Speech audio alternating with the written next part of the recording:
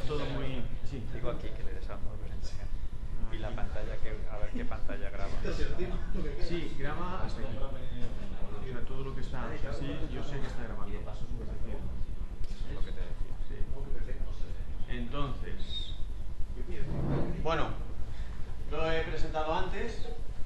En principio, también se ha presentado. Yo no sé todo su currículum, pero realmente está trabajando en I+D+I, ¿vale? En una empresa del sector de la automoción y por lo tanto es interesante. ¿De hidrógeno? Sí. De hecho viene de una feria en Valencia relacionada con el tema y ahora pues él nos explicará más, ¿eh? Es un honor para nosotros tenerlo aquí, ¿no? Y bueno, cada año va viniendo y es más, el año pasado se preparó una respecto al coche eléctrico y este año sobre el coche, en este caso de hidrógeno, ¿eh? ¿Quién estuvo el año pasado en la presentación? Nosotros 4. Bueno, veréis que hay cosas comunes, porque no se puede hablar del coche de hidrógeno o la movilidad con hidrógeno sin introducir un poco, hablar un poco de lo que es la crisis climática y el coche eléctrico. Y también, como siempre explico un poco la empresa en la que vengo, pues toda esa parte os va a sonar. No ha cambiado tanto la empresa en un año. Yo vengo de la empresa FAE. FAE es una empresa que está aquí en Hospitalet, está aquí en el polígono Gran Vía Sur, y fabricamos componentes de automóvil. Automóvil, vehículo industrial y motocicleta. Y sobre todo hacemos todo tipo de sensores. Sensores de temperatura, interruptores mecánicos, sensores de presión y el producto estrella que tenemos, las ondas lambda. La presentación que voy a hacer hoy, bueno, ya digo, vamos a hablar un poco del el hidrógeno, qué oportunidades tiene para la... No, ya le doy a la tecla. ¿Qué oportunidades tiene para la movilidad? Y supongo que muchos os lo preguntáis, ¿no? ¿Realmente va a haber coches de hidrógeno? ¿Va a haber autobuses, camiones, barcos? No pensemos solo en la movilidad en el vehículo utilitario a pie de calle, sino en todos los medios de transporte que utilizamos tanto para mover personas o para desplazar personas como para mover mercancías. Como decía, la empresa tiene ya 70 años, 72 años, y principalmente trabajamos para el sector del recambio. Es decir, nuestro cliente no es un primer equipo, no es un Bosch, no es un Mercedes, no es un Renault, aunque una parte sí que de nuestra fabricación sí que se dedica a este tipo de clientes. Clientes un poco más exóticos, como BMW, pero motos, KTM, Polaris, Triumph, Nissan, la fábrica que hay en Ávila, algún interruptor de la cabina también los fabricamos nosotros, pero lo que es el gran volumen de automoción, nosotros no estamos en ese sector. ¿Por qué? Principalmente por el tamaño de nuestra empresa. Para seguir a un gran fabricante de primer equipo tienes que deslocalizar la fabricación y seguirle allá donde él va montando fábricas. Cuando aquí se montó SEAT, el dueño de la empresa dijo: ese negocio me parece muy arriesgado, muy complicado, no lo quiero seguir. Y ya por esa inercia, pues FAE sigue en el sector del recambio. Como decía, bueno, ya he enumerado un poco los tipos de sensores que fabricamos. Como comentaba, el producto estrella es la sonda lambda. Somos a nivel mundial 5 o 6 fabricantes que tenemos esta tecnología, y en Europa solo hay 2 empresas con la misma tecnología que nosotros: Bosch, Robert Bosch y nosotros. En nivel mundial pues tienes Delphi en Estados Unidos, y Japón tienes Denso y NTK. Estos grandes fabricantes que hacen un producto similar al nuestro o al que nosotros intentamos copiar en el sentido de que funcione igual que funciona el producto de estos grandes fabricantes. Ellos hacen su producto y tiene peculiaridades y características distintas, a pesar de que todos sean sondas lambda, que el de Robert Bosch, el de Denso y el de NTK.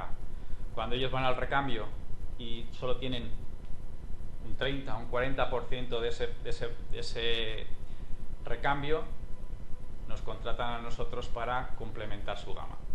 Y de hecho trabajamos como marca blanca para muchas de estas grandes empresas.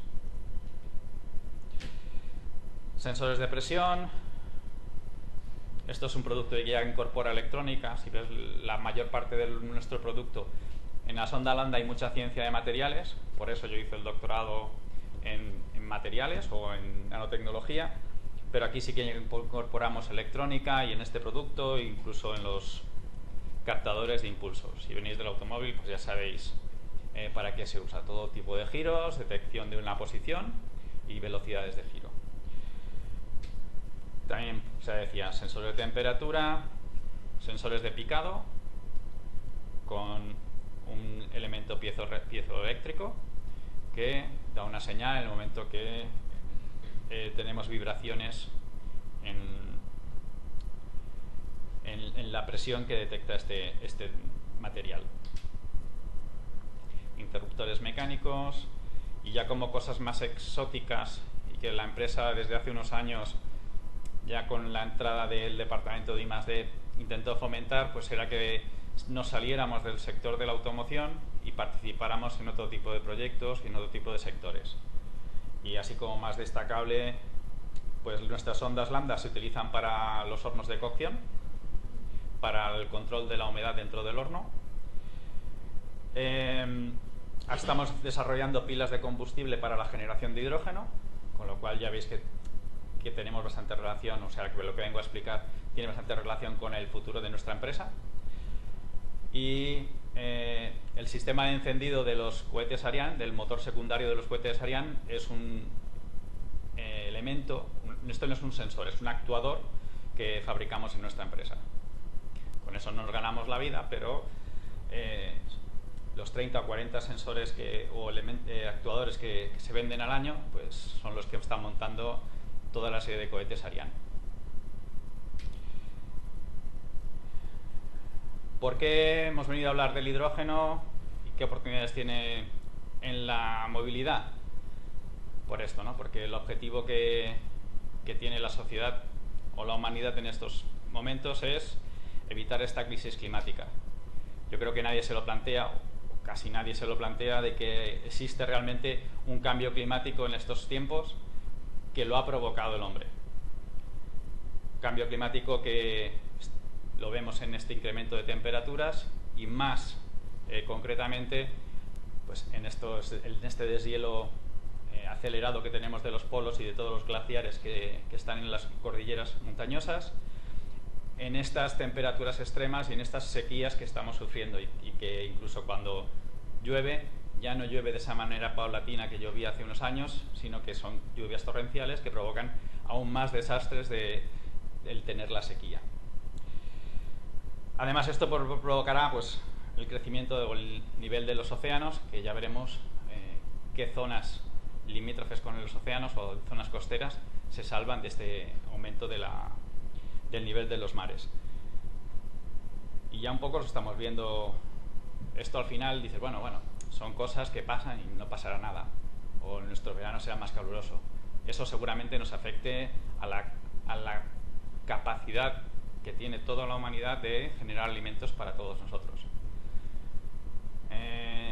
Se habla, o los científicos hablan, de que seguramente Rusia sea la gran fábrica de alimentos del mundo, porque todas esas zonas que ahora son gélidas sean las más climáticamente más adecuadas para el cultivo.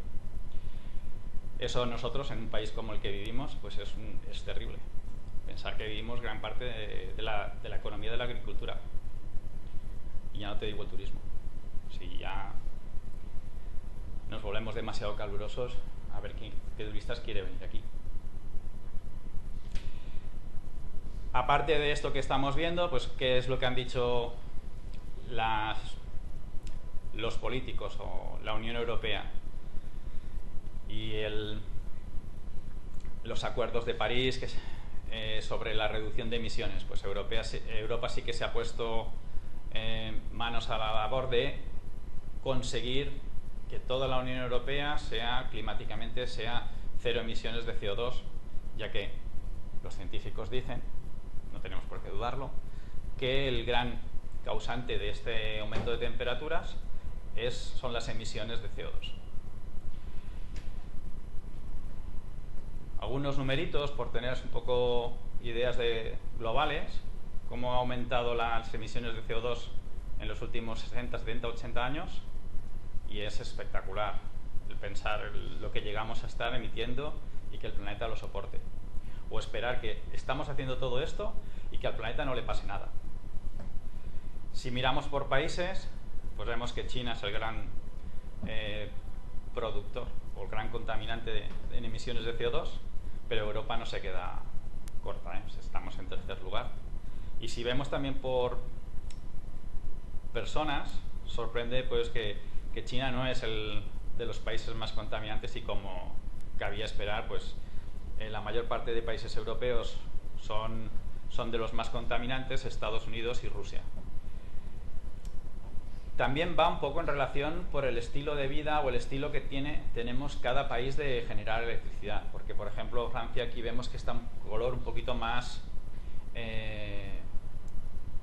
verde o más amarillento, diciendo que ellos emiten menos CO2 que los países de su alrededor.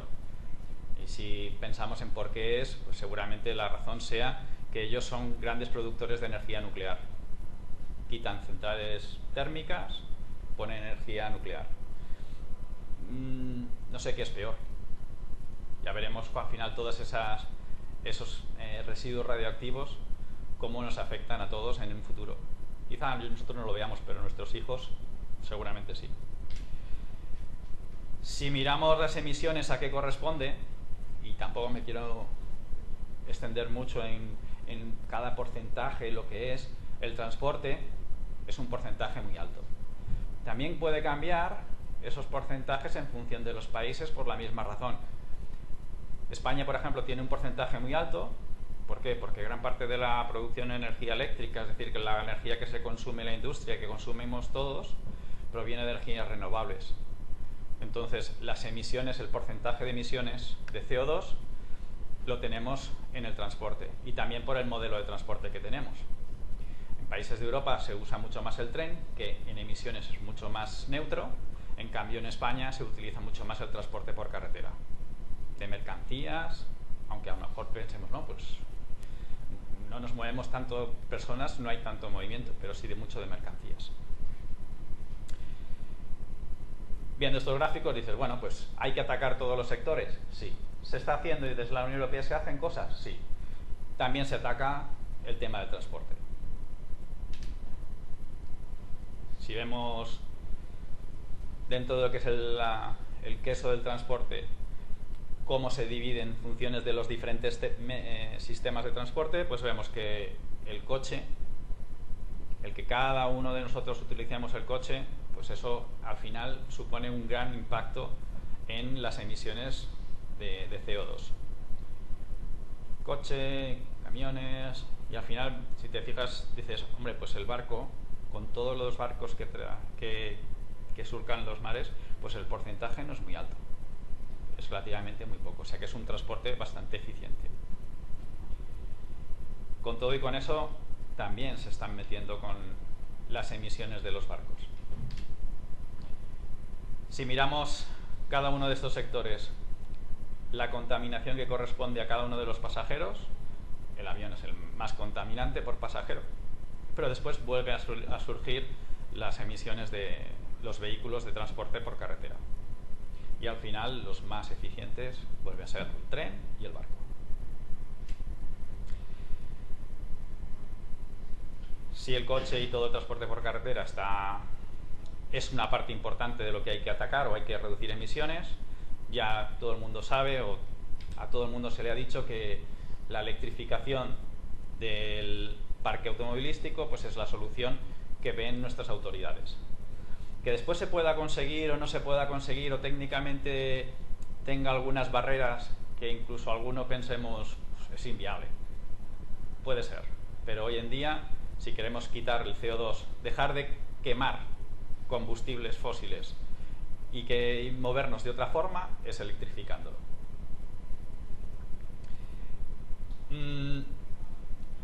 Esta gráfica muestra un poco cómo han pensado desde un punto de vista técnico, contemplando diferentes aspectos, cómo va a ser la movilidad y el método de propulsión que va a tener esa movilidad.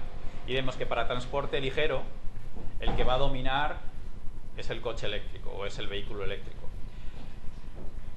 Este gráfico es de hace unos años. Hoy en día os puedo decir que esta banda azul, que es la del coche eléctrico, va extendiéndose cada vez más hacia arriba. ¿Por qué? Porque las baterías son más eficientes, porque se consiguen sistemas de recarga más rápidos, porque las barreras que teníamos hace unos años se están superando. ¿Por qué el coche eléctrico es el que técnicamente parece el más adecuado? Si vemos esta gráfica de aquí de la izquierda, por cada kilovatio que utilizamos de electricidad para desplazarnos, el 75% al final de todo el proceso, desde que producimos ese kilovatio hasta que lo convertimos en movimiento en las ruedas del vehículo, el 75% se aprovecha. Si miramos la gráfica del otro lado, todos los ICE, sabéis lo que significa, ¿no? Motores de combustión interna, están en porcentajes muchísimo más bajos. No importa si ese porcentaje es real, no es real, no nos cuadra o no nos cuadra, porque seguramente aquí han considerado algún aspecto que no es ir directamente la gasolina del depósito a la rueda, sino la extracción de la gasolina, el refinado, el transporte. No tenemos gasolina a la puerta de nuestras ciudades. Las traemos de unos países en concreto y hay que trasladarlas hasta donde se va a refinar y donde se va a consumir. Entonces tenemos que el rendimiento que obtenemos por cada kilovatio que gastamos es mucho menor en el transporte, en los motores de combustión, que en el motor eléctrico. Viendo esto parece obvio, ¿no? De que, oye, pues hay que irse al motor eléctrico, porque si lo que queremos es reducir las emisiones de CO2, no solo tenemos que convertir toda la combustión de combustibles fósiles en electricidad o en cero emisiones, sino también hay que cambiar un poco nuestra manera de actuar en esta vida y nuestra manera de pensar cómo tenemos que desplazarnos. Entonces, el cambio a un método de transporte mucho más eficiente, pues tendría mucho sentido. Todos los fabricantes han anunciado o anuncian que van a trasladar toda su producción de vehículos o parte de esa producción de vehículos a vehículos eléctricos. ¿Por qué hay gente que dice todavía que ellos no lo ven? Pensar que no siempre son fabricantes que venden en Europa, sino son fabricantes que venden en todo el mundo. Y hay muchos países que dices, ¿esos van a poder hacer vehículo eléctrico? ¿Vamos a hacer que África pague los platos que hemos provocado el resto de países más desarrollados? Cuando, si os acordáis, la primera gráfica que hemos enseñado del globo, lo que era verde era toda África y toda Sudamérica, o prácticamente toda Sudamérica.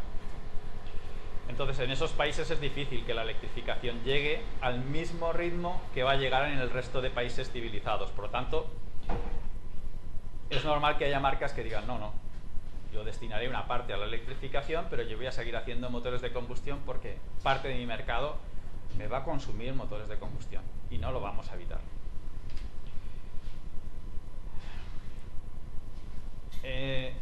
Si el vehículo eléctrico parece que es el método ideal o el método de propulsión ideal, ¿por qué he venido yo a hablar del hidrógeno? Hay varios problemas para el consumidor, en el mercado y a nivel geoestratégico que genera el vehículo eléctrico. A nivel geoestratégico, aquí ya los enumero, ¿no? China es el gran productor y domina ese mercado, domina la disponibilidad de los elementos con los que se van a fabricar estas baterías. A nivel de mercado hay 4 marcas, 2 chinas, una coreana y una japonesa, pero las 2 chinas fabrican más que casi el resto del mundo, que son las que fabrican estos elementos. Por tanto, el precio del mercado está dominado por estos 2 fabricantes, que son BYD, que ahora sí que os suena a todos porque ya tenemos vehículos aquí en España, y KTL. Y a nivel de consumidor, el vehículo eléctrico también genera problemas. Puntos de recarga, todo el mundo podemos disponer de un punto de recarga. Que sí, que no, difícil. Después, la recarga es un proceso hoy por hoy lento. Y ese tiempo hay muchos que no estamos dispuestos a sacrificarlo para que el coche se recargue.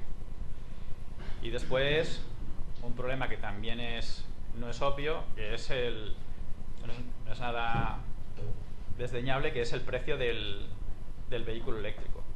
Los coches eléctricos son más caros que los coches de combustión, por muchas razones. Perdón. El vehículo eléctrico, el precio del vehículo eléctrico, porque esta química la dominan estas empresas ubicadas en China. Un poco vemos aquí cómo está hecha la batería en los vehículos eléctricos. Diferentes químicas, tecnologías que han ido evolucionando con el tiempo desde que se empezaron a desarrollar las baterías o las pilas eléctricas. Las más eficientes, cuanto más arriba en el gráfico, más a la derecha en el gráfico, es cuanto más densidad de energía son capaces de tener, y para un transporte es lo que tú necesitas, que ocupe el mínimo volumen y el peso tenga el mínimo peso. Por lo tanto, las químicas que hasta el estado del arte que tenemos hoy en día nos permiten son las baterías de ion litio. Ion litio que habrá diferencias, pero usan toda esta cantidad de materiales: níquel, litio, cobalto, manganeso, cobre y aluminio. Hay también grafito. Esos elementos son los que van a componer nuestra batería. ¿Cómo funciona una batería de litio? El litio es el elemento que va a proporcionarnos las cargas eléctricas. Este litio está en 2 electrodos. Un electrodo que es muy ávido de recoger iones y otro electrodo que es muy susceptible de ceder estos iones. Estos 2 elementos puestos en contacto por medio de una membrana que solo deja pasar ese ion, y en un líquido o en un medio que facilita ese recorrido de un electrodo al otro, es como funciona toda la química de todas las baterías. En este caso, las de litio, pues el electrolito y el elemento que nos va a proporcionar estas cargas va a ser el litio. Las diferentes químicas que a lo mejor habéis oído siempre hablan del cátodo. Entonces, ¿por qué? Porque la química del cátodo es diríamos, la madre del cordero. Es donde se ha podido desarrollar diferentes opciones. Porque en el ánodo, todos los intentos de buscar otro tipo de ánodo no han dado mejores resultados que el que está hoy en día en el estado del arte, que es el grafito. Si miramos un poco por países dónde están los elementos que hemos dicho que componen una batería, pues vemos que en Europa tenemos a raudales. Y sin entrar mucho en los colores, hay sitios que destacan sobre el resto, como por ejemplo la República del Congo, que a lo mejor por el color no lo identificáis porque está muy pequeñito, pero es el cobalto. El azul es el grafito. ¿Dónde más hay grafito aparte de ese país que pone ahí? En ningún otro sitio. Muy poco.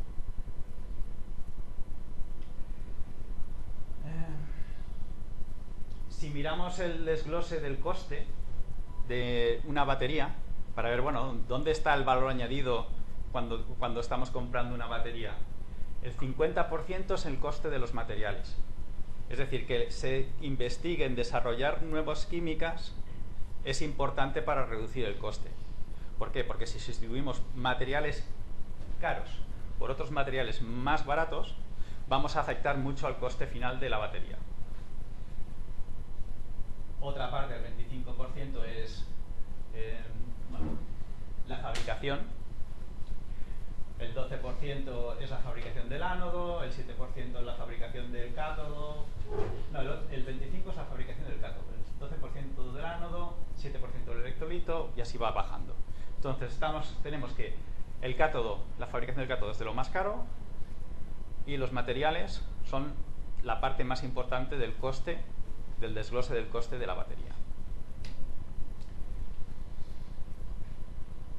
Antes hemos dicho dónde se fabrica, pero si miramos dónde se fabrica no solo la celda, sino los elementos, vemos que de todo lo que destaca mogollón China, la fabricación del ánodo, del grafito, el 90% es China.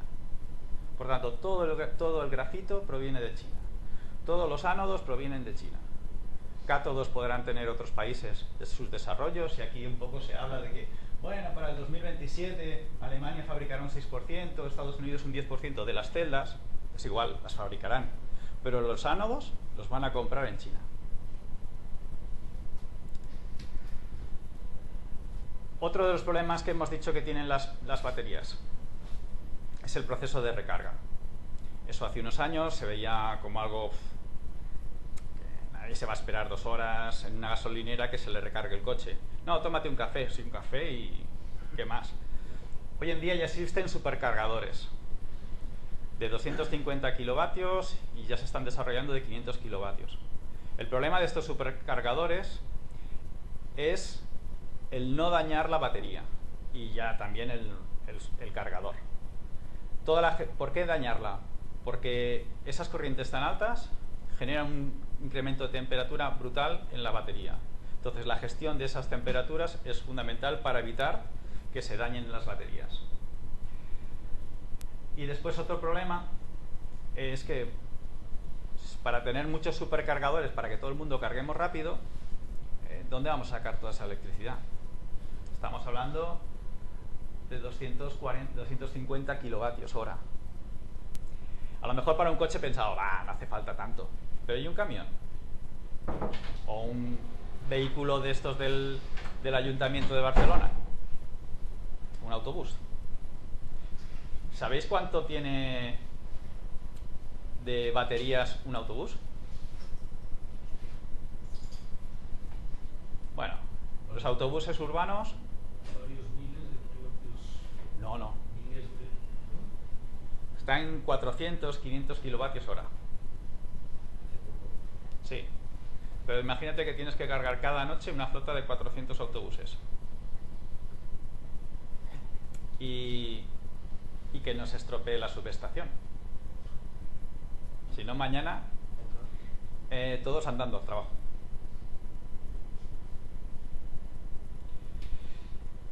Hablábamos de las químicas. Bueno, el otro problema que hemos dicho es el precio. El precio, seguridad, varios problemas tienen las químicas. Se están trabajando en varias líneas a la hora de mejorar esto. Todo esto lo explico porque os he dicho al principio que cada vez está penetrando más o creciendo más esa franja azul que se había reservado al coche eléctrico, que era solo la movilidad ligera. Cada vez está entrando más. Pero bueno, comentaba, todas estas químicas de aquí son las más o menos establecidas. Se ha ido reduciendo el contenido de cobalto. ¿Os imagináis por qué, no? Porque lo tiene un país, es un país de África donde la democracia y el control o la seguridad que les da a los países es un poco dudoso, y además que la extracción de cobalto, quizá los derechos humanos de los niños y todo eso no acaban de cumplirlo.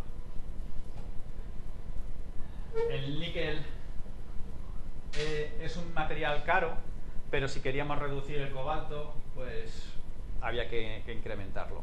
Porque además el níquel es de los que mejor mejor funcionan con el litio para producir electricidad. Esto es una estructura, todas estas químicas de aquí tienen esta estructura, son estructuras laminares. Eso va muy bien para que el litio que está por el medio pues entre y salga. Entonces la barrera térmica o la barrera resistiva de estas químicas es muy baja, va muy bien. ¿Os suenan las baterías de litio fosfato? Litio ferrofosfatos. Son las que... ¿Habéis visto algún vídeo de baterías ardiendo y que no se pueden apagar? ¿Habéis visto el vídeo al lado de esa batería que no se incendia? ¿No? Ya existen baterías que no se incendian y son las que utilizan esta química. Fijaros ¿qué lleva? Fosfatos, hierro, litio. Esos elementos tan caros que eran el níquel y el cobalto los ha conseguido eliminar. Por tanto, es una química mucho más barata. ¿Tiene peores propiedades? Sí. Esa estructura laminar ya no la tiene, es una estructura más estable o más cristalina, lo cual dificulta la entrada y salida de iones de litio, pero le da esa estabilidad que después redunda en la seguridad que tiene la propia batería. No se incendia. ¿Por qué no se incendia? Porque esto es más estable. También le da muchos más ciclos de vida. Estas estructuras que son laminares, con los ciclos de funcionamiento se acaban colapsando y se estropea el rendimiento de la batería. En cambio, en estas son mucho más... hablan de ciclos de vida de que pueden llegar a los 1.600.000 kilómetros. O sea que... Pero, por contra, el problema que tienen es que hoy por hoy tienen menor densidad de carga. Los Tesla de última generación, los Teslas nuevos, están saliendo con esta química ya. Porque parte de los problemas que os estoy diciendo, pues ya los han conseguido, complicando más esta estructura o esta química, las han conseguido resolver. ¿Quiénes? Los chinos. Porque además esta patente es una patente china. Otra alternativa a esta, que esta es como la continuación de esta tecnología, ¿no? Solo hemos cambiado el cátodo. Otra alternativa son las baterías de sodio. ¿Qué hemos conseguido en las baterías de sodio? Quitar ese elemento crítico que es el litio, que lo encontramos en países muy exóticos, muy alejados de lo que es Europa. Y por último, las baterías de litio-sodio. Yo personalmente creo que tardará en que las veamos, porque tienen problemas que no han conseguido resolver, y eso que hace años que están trabajando sobre ellas. De litio-sodio, ¿por qué se llaman de litio-sodio? Porque en las baterías de ion litio el electrolito era un líquido. Un líquido era un compuesto de litio. Litio-fosfatos o algo así. En cambio aquí el electrolito es una cerámica. Una cerámica en la que uno de sus componentes es el litio. Cuando yo hago sondas lambda, mi cerámica que compone la sonda lambda es capaz de conducir iones de oxígeno. Aquí esa cerámica es capaz de conducir iones de litio. Y conduce esos iones de litio y permite que pasen de el ánodo al cátodo. Ese ion pasa, el electrón cierra el circuito por el circuito exterior y nos proporciona la electricidad.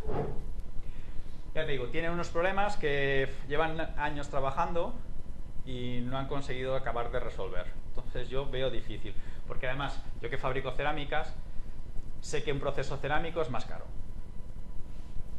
Entonces esa batería, por solo el proceso de fabricación, ya va a ser más cara. Si además no hemos conseguido quitar elementos caros dentro de la química, me da que sí, tendremos unas baterías de mejores propiedades o de mejores prestaciones, pues que a lo mejor para un cohete, pues de puta madre, porque no nos importa el coste. Pero para todos los vehículos que van a rodar por la carretera, lo veo difícil. En cambio, las de sodio, que hemos conseguido eliminar el litio, aunque están en un estado de desarrollo mucho más menos maduro, yo creo que van a acabar llegando al mercado. y acabarán sustituyendo seguramente estas. ¿Qué más?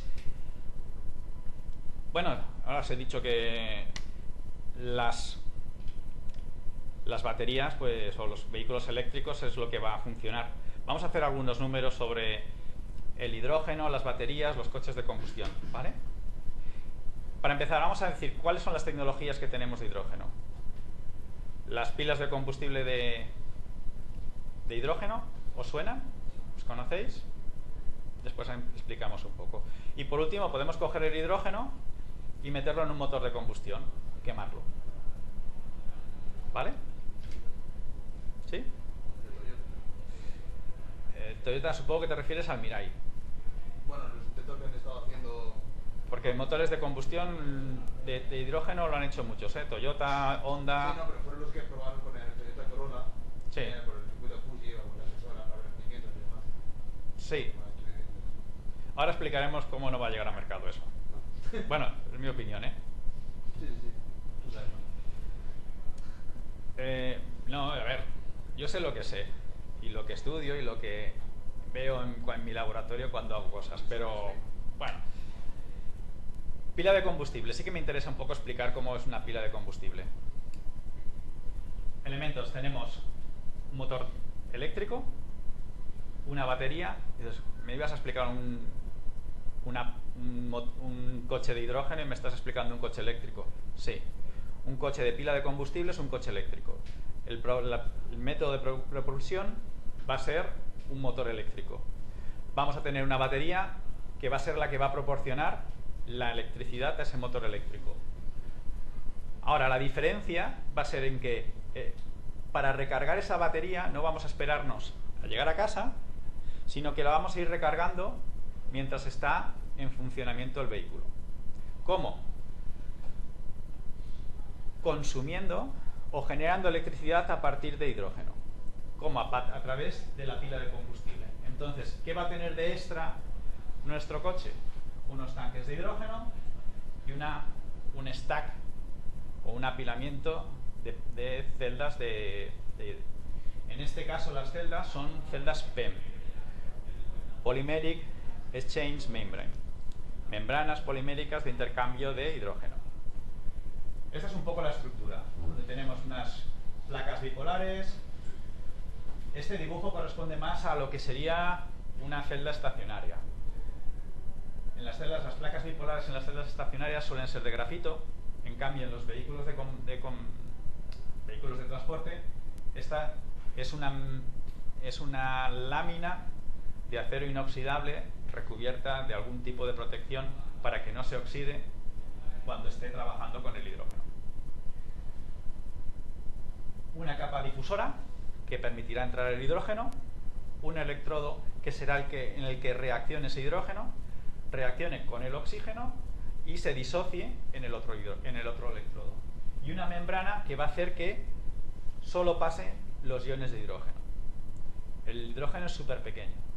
Por tanto, una membrana que la desarrollaron los de DuPont hace muchos años, esa membrana tiene que ser la hostia, porque por ahí no puede pasar nada. El Gore-Tex es una membrana parecida a las que se usan aquí.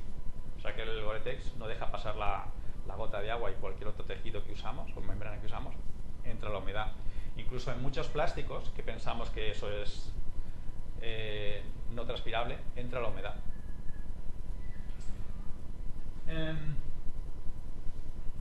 Como comentaba, bueno, eso es cómo funciona una pila de combustible, y el paso por esa membrana de esos iones de hidrógeno o los protones de hidrógeno es lo que hace que el electrón que queda libre es el que nos conduce a la electricidad.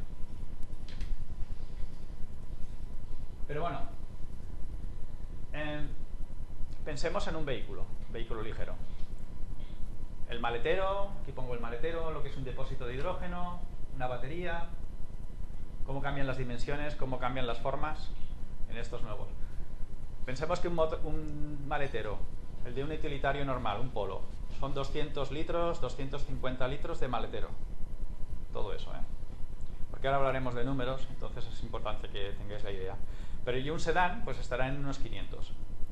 uno de estos Sportback o algo así que tienes el techo hasta arriba, puede llegar a 700, 800 litros de maletero si quitas la bandeja y cargas hasta arriba de todo.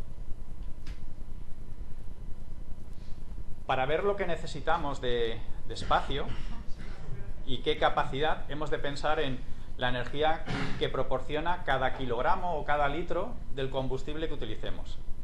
En una batería no pensaremos en los iones de los electrones, vamos a pensar en lo que pesa esa batería. Y ahora fijaros un poco en los kilovatios por kilogramo.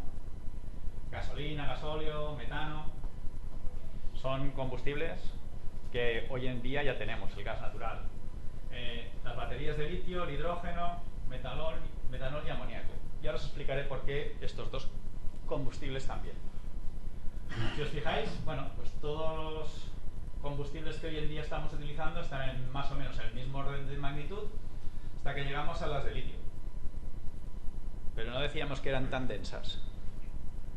Compararlas, la energía que proporciona una batería o un kilogramo de batería con lo que proporciona un kilogramo de gasolina. Es ínfimo. De repente miramos el hidrógeno, hostia, es la hostia. Triplica, más o menos, la energía que proporciona un litro de gasolina. ¿Por qué no lo usamos ya? Si es fantástico. Hemos dicho por kilogramo. Ahora vamos a mirar por litro. Los combustibles, bueno, el metano como es un gas, pues hay que meter la presión, 250 bares, y nos da 3 kilovatios por cada litro. Las baterías de litio, seguimos en unos valores chungos. Por eso antes hemos dicho, bueno, 400 kilovatios, sí. Vale. Al final los kilovatios que necesitamos no lo marca la tecnología, lo marca los kilos de coche.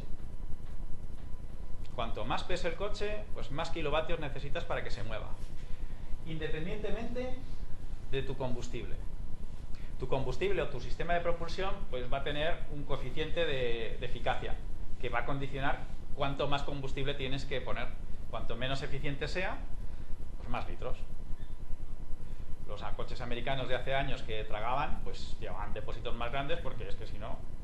Y ahora los últimos modelos, los coches que tienen Euro 6, pues son mucho más eficientes, gastan mucho menos, tienen depósitos más pequeños. Y el hidrógeno, hostia, se nos ha estropeado. Teníamos un número fantástico, cuando lo ponemos en volumen, el hidrógeno es muy poco denso, pesa muy poco. Cuando hablan de problemas de seguridad en el hidrógeno, claro, es que si tú aquí tenemos un poquito de hidrógeno y hay algún vídeo por ahí que dice, no, si yo tengo hidrógeno y hago así con el pie y solo con la electricidad estática, eso explota. El hidrógeno es tan poco denso que como tengamos aquí algo abierto de hidrógeno, se va, no se queda. No es como el butano, que pesa, se queda aquí y como enciendas algo, estallamos todos, porque el butano va a estar aquí, no se va a ir. En cambio el hidrógeno se va. Entonces la seguridad en los coches, en los vehículos que están en la calle, bueno, no es tan comprometida como lo dicen. En un recinto cerrado, donde no puede marcharse, pues sí que es un problema. Bueno, lo que decíamos, el hidrógeno, hostia, no tiene densidad. Ahora vamos a ver qué implica eso. La tercera columna he puesto los kilovatios que necesitamos para un vehículo ligero y entre paréntesis para un vehículo pesado, un camión, autobús, lo que queráis.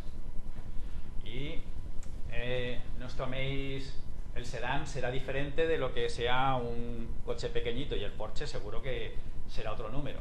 Pero bueno, cojámoslo como una referencia. De hecho, para hacer más o menos las baterías de los coches eléctricos están en 100 kilovatios, una cosa así. En gasolina, lo que yo he hecho para hacer esta tabla he dicho más o menos en baterías de litio, para que un coche pueda circular durante 500 kilómetros, sin el aire acondicionado, sin la calefacción, necesitamos unos 100 kilovatios, más o menos, unos 20 kilovatios cada 100 kilómetros. Yo para hacer 100 kilómetros, 500 kilómetros en gasolina, que equivale eso a unos 400 kilovatios. ¿Por qué necesitamos más kilovatios? Porque ya hemos dicho que la gasolina, cuando hemos puesto la gráfica de eficiencia, hemos visto que la gasolina era mucho menos eficiente. Aproximadamente un 25% de la energía que tiene la gasolina es la que se aprovecha en el movimiento del vehículo. Por lo tanto, necesitamos unos 400. Gasóleo, más o menos lo mismo. Para un camión, pensar que un camión está consumiendo entre 30 a 40 litros a los 100. O sea que prácticamente 4 veces más que lo que consume un vehículo normal. Pues unos 1600, en metano pues prácticamente lo mismo. Y después en la siguiente veremos un poco por qué existen empresas que se dedican a hacer transformaciones de vehículos de combustión, de camiones y autobuses de combustión de gasóleo a combustión de gas natural. Gas natural o gas licuado, al final son compuestos parecidos. La batería de litio como nuestra referencia, 100 kilovatios. Hidrógeno, como la eficiencia es bastante buena en las pilas de combustible, necesitamos 160 para un... En cambio, si lo utilizamos ese hidrógeno para una combustión interna, necesitamos otra vez 400, porque al final la eficiencia del hidrógeno en combustión interna es parecida al motor de combustión de gasolina. Bueno, esto he dicho que lo explicaré después. Vale, estos son los kilovatios que necesitamos. ¿Eso cómo se traduce en depósito? ¿Cuánto pesará ese depósito? ¿Qué volumen necesitará ese depósito? Los de arriba son lo que ya tenemos solucionado. Y eso es lo que estamos acostumbrados. 40 kilos, 40 litros, 30 litros, en gas, en metano, una bombonita de 130 litros. En los camiones, pues, depósitos más grandes, muchos más litros, a lo que estamos acostumbrados. Ahora vamos al litio.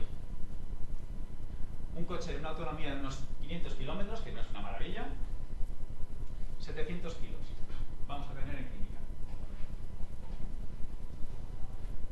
Y un camión, si queremos que tenga una autonomía de 500 kilómetros, 7000 kilos.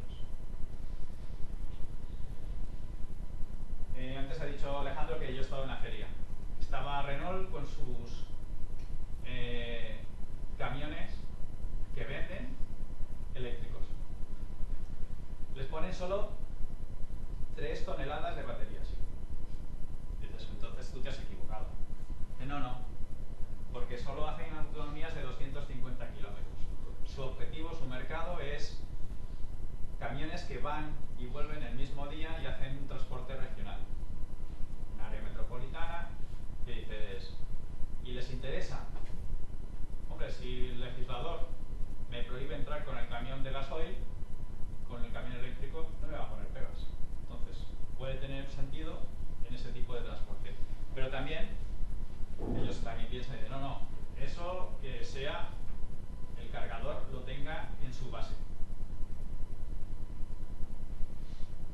Cuando ¿habéis visto puntos de recarga? Tenemos, él se dedica, el otro día me explicaba que se le quedan ¿Te dedicas a...? retiradas. Bueno, estoy en una empresa de reparto que tenemos una flota, sí. Y dentro de nuestra flota pues hay vehículos eléctricos, Fiat 500, Citroën Berlingo. Bueno, son vehículos ligeros.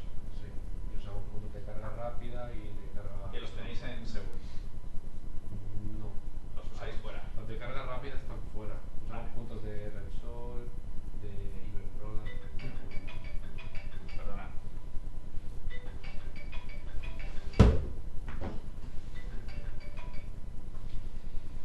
Es un vehículo ligero.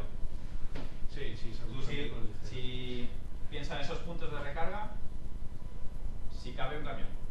No. Y aparte están... los de carga rápida, 1 hora y media, 2 horas, los tienen. Porque son a 50 kilovatios. Y en los de carga normal se puede tirar 4 horas para cargarse.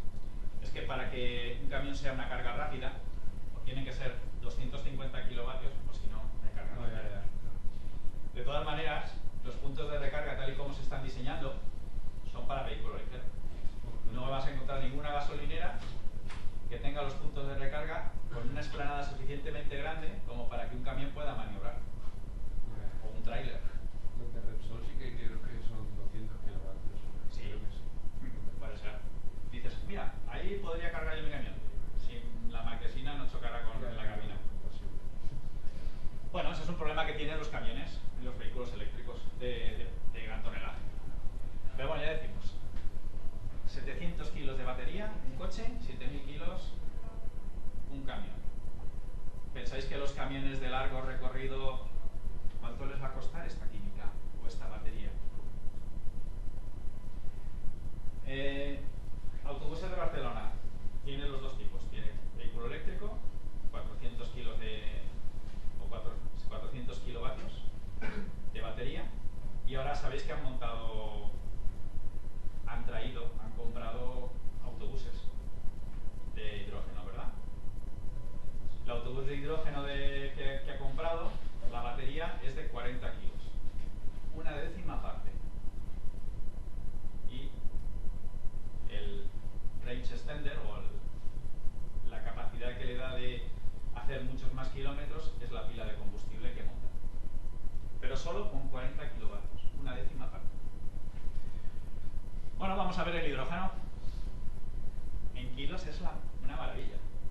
Hemos dicho que no pesa tanto. 5 kilos un coche, 12 kilos si fuera de combustión, y un camión, pues bueno, 50 kilos, 120 kilos, bueno. Un camión de combustión que utilizará hidrógeno. El problema lo tenemos en los litros. ¿Habéis visto alguna imagen del Toyota Mirai, los depósitos que tiene por ahí dentro? Bueno, ¿os acordáis la gráfica que hemos, bueno, los dibujos que hemos sacado antes, las fotos de cómo era un depósito de hidrógeno? Un depósito de hidrógeno es circular y no va a ser de otra forma. ¿Por qué? Porque la presión a la que hemos de poner el hidrógeno para que nos ocupe solo 200 litros son 700 bares. Entonces, para que eso aguante 700 bares, se hace un cilindro. Entonces, ese diseño plano que tenemos en las baterías, en la parte baja de los coches, con el hidrógeno no podemos. Decíamos el motor de combustión de hidrógeno, 550 litros. ¿Dónde lo metemos? ¿Veis por qué yo pienso que harán carreras y lo que quieras? Porque va el piloto y detrás pues va todo el hidrógeno. Pero un coche de hidrógeno de combustión, complicado. Para un camión, aquí me he equivocado. Los camiones van a 350 bares. Por tanto, el volumen va a ser menor. Perdón, va a ser mayor que este. Pero bueno, el camión no tiene problema. El camión hay mucho sitio. Hay mucho sitio para 2 metros cúbicos. Pensad la cabina lo alta que es. Detrás de la cabina pones ahí unas 5 o 6 botellas, todo lo que dé de ancho. Y además no me estoy inventando nada. Es como se hace hoy en día los camiones de hidrógeno. ¿Por qué he puesto esos dos? Ahora os lo explico. El hidrógeno es cojonudo. El problema que tenemos es en movilidad, es en almacenarlo, es en meterlo, porque los depósitos son grandísimos. O lo tenemos que subir a muchísima alta presión, 350 bares, 700 bares en los coches. Ese tamaño, esa presión, no porque sea una presión muy grande, sino que eso vale dinero. O nos consume energía. Y por tanto nos baja el rendimiento de los kilovatios que hemos utilizado para generar ese hidrógeno. Entonces, gente que ha pensado, ha dicho, bueno, el hidrógeno está en muchos sitios y hay muchas otras fuentes de hidrógeno que no sea solo el hidrógeno como molécula. Y tenemos metanol y amoníaco como grandes fuentes de hidrógeno. ¿Ventajas de estas dos? O del metanol, que es un líquido. Como líquido, pues es muy fácil de transportar, nos ocupa poco, y fijaros qué números salen. 30 kilos, más o menos como un coche de gasolina, y el volumen más o menos parecido. Ya lo tenemos solucionado. Casi. El metanol mantiene un carbono. Por tanto, este vehículo, que será muy ecológico, será de hidrógeno, nos está emitiendo CO2. Los puristas que defiendan los hidrocarburos dirán, bueno, podemos este metanol generarlo de biocombustibles o de materia orgánica, hacerlo sintético, de captura de CO2, y las emisiones serían cero.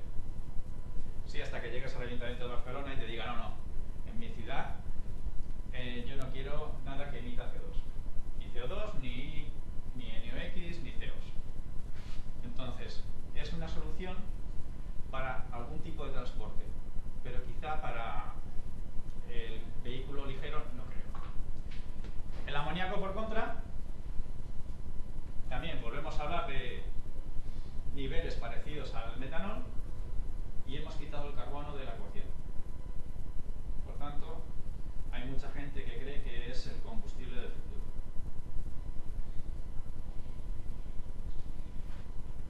Un hándicap es que es un gas que por tanto va en botellas. Pero solo a 8 bares, que es muy poco comparado con el resto. Al final, muy bien. Ya hemos puesto tecnología sobre la mesa, viabilidad técnicas de cada tecnología. ¿Cuánto vale? Vamos a comparar lo que cuesta cada uno de estos combustibles. Los de arriba son los habituales. Y si miramos directamente, vamos a mirar el precio de coste por cada 100 kilómetros, pues vemos por qué la gente se tira a convertir sus camiones, flota de vehículos pesados, de gasoil a gas natural, porque les sale el kilómetro mucho más barato, tanto en coche como los taxis, porque lo hacen, como los vehículos pesados. Que después tenga menos potencia o no, porque el metano tiene otros problemas, bueno, pero por números les sale a cuenta. El litio, la luz es muy barata. Yo he puesto 0,25.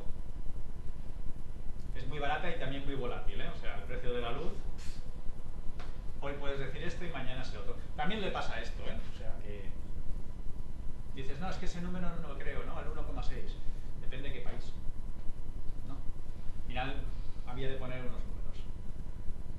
La batería es 0,25 y sale un número muy bueno. O sea, el que lleve un coche eléctrico en España, pues eso tiene algo de ventaja. Después ya veremos si el coche le ha costado mucho más dinero y si al final de su vida útil a él le salen los números. Pero mover un coche eléctrico es más económico que un coche de combustión. Y el de pila de combustible. Iberdrola en la zona franca vende el kilo de hidrógeno a 10 euros. Hostia. Salen caros. Hoy por hoy salen caros. Dicen que el precio del hidrógeno, cuando haya hidrogeneras eficientes, por electrólisis con fuentes de electricidad renovable, puede llegar a bajar a los 4,5 o incluso más baratos. Cuando también la tecnología esté más madura y haya suficientes puntos. Entonces, mira, el precio está muy bien. Pero es que si además miramos el amoníaco que hemos comentado que prometía mucho, es el más barato de todos. Ahora, no tenemos nada preparado para amoníaco, pero es el más barato. ¿Pensáis que se fabrica mucho amoníaco en España, por ejemplo? No. ¿Por aquí? Se fabrica a toneladas. Regularmente a cascoporro. ¿Qué uso tiene? Fertilizantes. Lo último que han descubierto es utilizarlo como el AdBlue. Pero todos los fertilizantes se fabrican a partir de amoníaco. De hecho, hoy en día, ¿cómo se hace el amoníaco?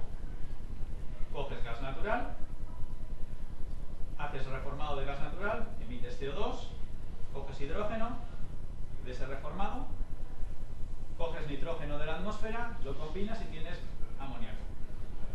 Y es un amoníaco gris. Pero eso se hace muchísimo y es una tecnología súper madura. Para volver ese amoníaco verde, ¿qué tenemos que hacer?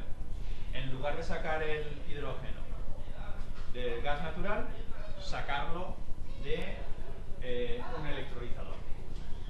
Y tendríamos un amoníaco totalmente verde.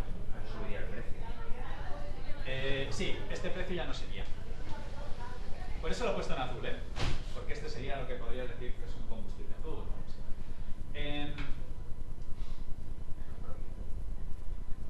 Las Fertiberia, que es fabricante de fertilizantes, sus fábricas están en Puerto Llano, que es donde hay una refinería, y están en Huelva, Palos de Frontera, que es también donde hay otra entrada de petróleo y de gas natural. Es decir, que las fabricantes de amoníaco se ponen al lado de los proveedores de gas o de combustible. Bueno, con esto yo creo que hay oportunidades, ¿no?, para el hidrógeno. Si volvemos a la gráfica que teníamos antes, ya existen, ya han desarrollado barcos que se impulsan por amoníaco, que se impulsan con metanol. También pilas de combustible, pero a las navieras no les gusta, porque ocupan mucho. Y dices, bueno, pero es muy eficiente. Pero es que en los barcos, para empezar, la tipología, si en los coches hay mucha variedad, en barcos aún tenemos muchísima más variedad. Entonces, sí que habrá pilas de combustible en barcos de trayectos cortos. Un ferry, y de hecho ya existe, ¿eh? Ahora no estoy descubriendo nada. Balearia ha desarrollado, con los proyectos PERTE, ha desarrollado un barco que es pila de combustible que va desde Ibiza a Formentera. Trayecto de media hora, el depósito que necesita de hidrógeno es pequeño. Pero un petrolero o un barco de mercancías que va desde China a Europa, ¿cuánto volumen necesita de hidrógeno? Porque además los barcos gastan, ¿eh? Esos gastan. En cambio, si el amoníaco le proporciona esa energía, pues sí que creen mucho en esta tecnología, en amoníaco y también en metanol. Como en medio del mar, si ese metanol es verde, no tienen tantos problemas con las emisiones, pues tiran adelante. Trenes. Aquí he puesto 3 ejemplos. Un francés, un alemán y un español, como el chiste. Pero es verdad, ¿eh? Es un SCAF, el otro es Siemens y el otro es de Alstom. Uno en Francia, otro en Aragón y el de Siemens, pues no me acuerdo dónde me decían que estaban, parece que por el Rin. Bueno, ya existen trenes de hidrógeno. ¿Creéis que tendrán mucho recorrido los trenes de hidrógeno? Yo creo que no. O sea, como tecnología sí. Porque ¿cuándo necesitamos un tren de hidrógeno? Cuando no haya electrificación. Yo creo que casi todas las... Al final, Renfe, que es el que pone el material rodante en toda España, ya te dice que el 90% de sus líneas están electrificadas. No de las líneas en el suelo, sino de las líneas que ellos gestionan. Solo un 10% de sus líneas tienen que llevarlas con material diésel. Con ese poco porcentaje ellos han dicho, en 2030 ya no vamos a comprar ninguna máquina más diésel. ¿Serán de hidrógeno? Sí, vale. ¿Pero qué porcentaje va a haber de tener ese hidrógeno? Muy pequeño. Va a ser casi testimonial. En cambio, autobuses, pues sí. ¿Por qué? Porque sí que habrá electrificaciones y va a haber muchos autobuses electrificados, pero como dice el de TMB, no vamos a poner todas las gallinas en el mismo cesto, todos los huevos en el mismo cesto. Entonces van a diversificar tecnologías, porque seguro que hay líneas, hay trayectos que son más convenientes para un vehículo electrificado de hidrógeno, de pila combustible de hidrógeno. Aquí hay 3 ejemplos. Bueno, después lo explico, pero bueno. Un autobús de TMB, que está en la hidrogenera que hay aquí en Zona Franca. Un autobús que está en Torrejón, que es una línea de Alsa. Y estos dos, no sé si se ven desde aquí. No se ve la marca, ¿verdad? Son Toyota. Toyota con la pila de combustible del Toyota Mirai.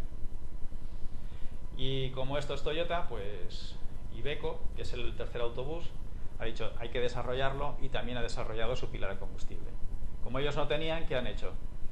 La desarrollamos con Hyundai y es un acuerdo entre Hyundai y Iveco. Y por último, pues camiones. Iveco también sale aquí un camión, como no tenía pila de combustible para camión, es un acuerdo con Nikola, que es un fabricante americano.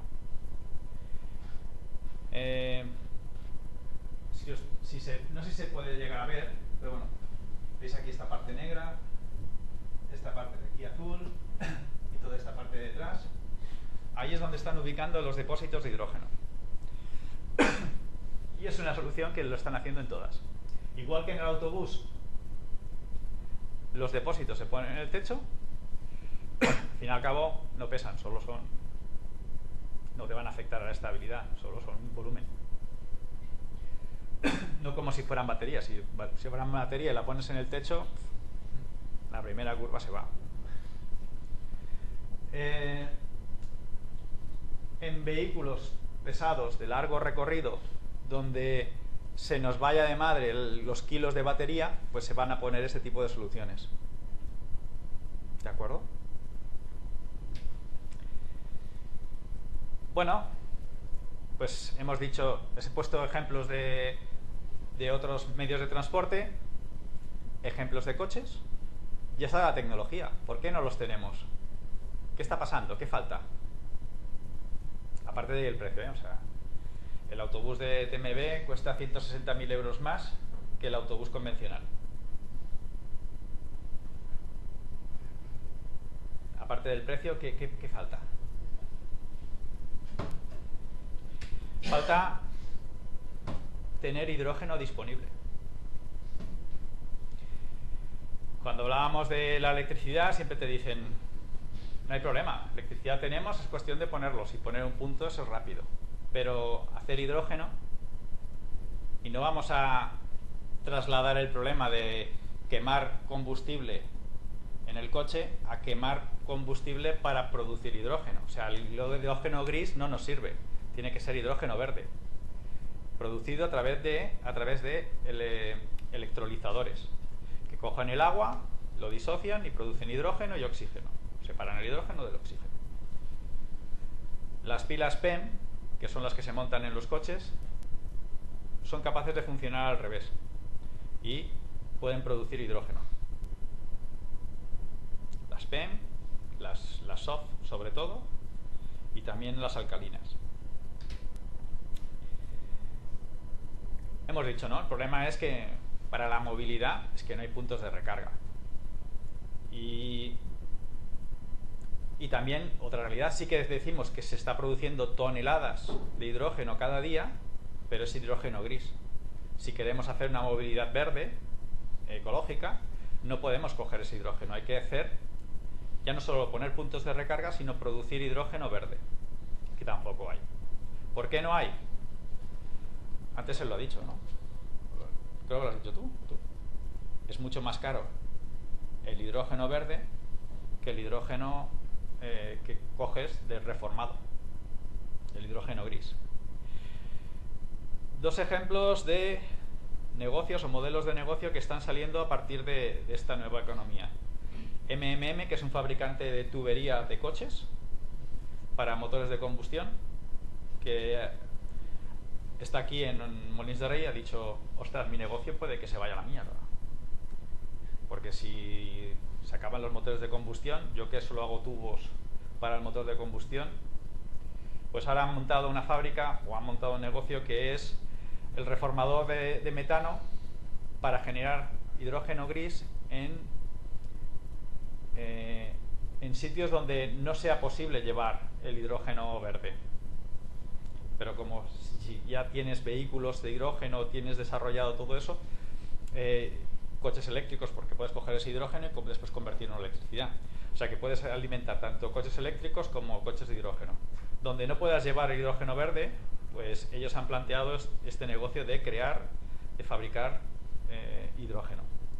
Y después, lo he escrito mal, eLife, que se dedica a fabricar hidrógeno, pero su modelo de negocio es, bueno, primero vamos a entrar en la industria. Lo importante es que si tenemos sitios que fabrican hidrógeno verde y este negocio empieza a poner puntos de fabricación en España, es que pueden ir detrás puntos de recarga. Si no tenemos hidrógeno, no habrá puntos de recarga.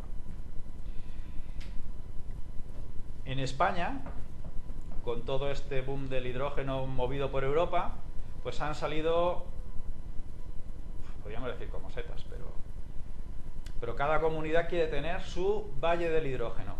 ¿Y qué significa esto de un valle del hidrógeno? Significa generar sinergias entre empresas próximas en geografía para desarrollar en esa zona todo lo necesario para que se desarrolle esta economía del hidrógeno. Generación, consumo, que no digan, no, yo no voy a hacer hidrógeno si no hay nadie que consuma. Pongamos de acuerdo un consumidor, pongamos de acuerdo con uno que sea capaz de fabricar hidrógeno, que trabajen juntos y que empiecen a crear estos primeros proyectos. Y esto es lo que tenemos, pues, el Corredor Vasco del Hidrógeno, que ha salido mucho por la tele, son unos cracks. O sea, de cara a la publicidad son los que mejor lo hacen. En Cataluña también tenemos el Valle del Hidrógeno de Cataluña, el Corredor del Hidrógeno del Ebro, y en Andalucía se están llevando bastantes cosas, y en Puerto Llano también, y en Valencia también. Con todo esto, aparte de conseguir muchos fondos de la Unión Europea y del Estado, pues se están creando las primeras hidrogeneras de tamaño considerable. Pero ya digo, casi todo. Aquí son, en este gráfico de España, se ven todos los puntos donde hay proyectos en marcha. Y cada colorcito es el uso. Si es para producción de amoníaco, si es para el uso en hidrocarburos, y el que a nosotros nos interesa es este de aquí. Como veis, pues son muy pocos. O sea, pero lo importante es que empiece a haber puntos que generen hidrógeno. Cuando vayan ampliando estos puntos, habrá cabida para el consumo para movilidad. Pero mientras no haya nada, no va a venir aquí ningún Toyota Mirai. Bueno, sí, hay 12 en Madrid, pero no se pueden mover de Madrid porque no hay más sitios donde poderlo recargar.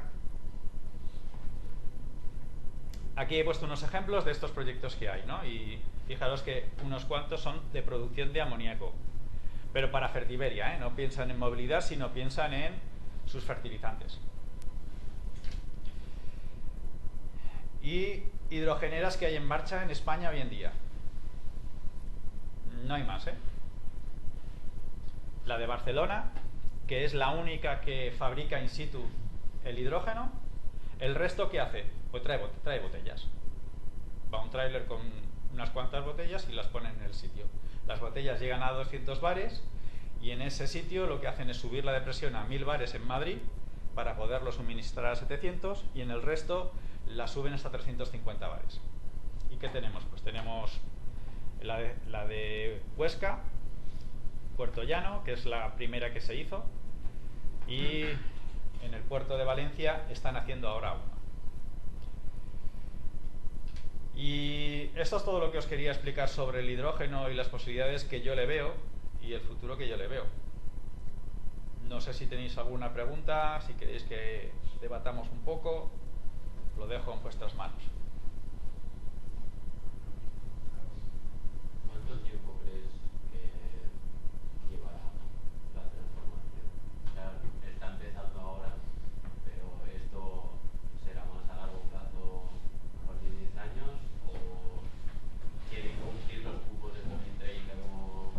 creo que va a ser mucho más lento de lo que pensamos. Pensar que pusieron como objetivo coche eléctrico en 5 años, la mitad de la fabricación de coches que sean eléctricos. Y venden 1 de cada 10. En España 1 de cada 20. Entonces, si ya en lo que es tecnología madura de precios está más ajustado o es más parecido al precio actual de un vehículo, y la factibilidad, es decir, ponerte un punto de recarga en tu casa, 1.000 euros lo tienes y solo dependes de ti. Eso se está desarrollando tan poco. Esto del hidrógeno va a costar.